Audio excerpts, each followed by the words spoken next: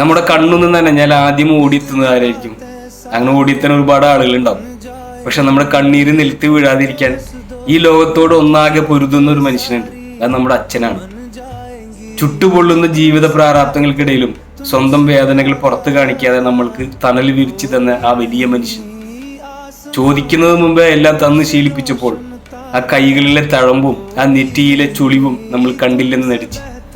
പുറത്തു കാണിക്കുന്ന ആ ഗൗരവത്തിന് പിന്നിൽ കടലോളം സ്നേഹമുണ്ട് എന്നുള്ള യാഥാർത്ഥ്യം നമ്മൾ തിരിച്ചറിയാൻ വൈകിപ്പോയിട്ടുണ്ട്.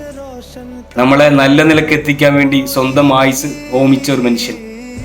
അവസാനം പ്രായം വരുത്തിയ ശാരീരിക ക്ഷീണവും വിറയ്ക്കുന്ന കൈകളും കാണുമ്പോൾ നമ്മുടെ ഇടനെഞ്ഞിൽ ഒരു വിങ്ങലുണ്ടാവും. പറയാൻ ആഗ്രഹിച്ച സ്നേഹവാക്കുകൾ നമ്മുടെ ചങ്കിൻ്റെ ഉള്ളിൽ തന്നെ തടഞ്ഞു നിൽക്കും.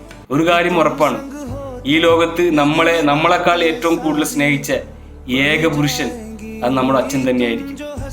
വൈകിയാണെങ്കിലും ആ സ്നേഹബന്ധത്തിന്റെ ആഴം മനസ്സിലാകുമ്പോൾ നമ്മൾ അറിയാതെ തന്നെ നമ്മുടെ കണ്ണുകൾ നിറഞ്ഞു പോകും.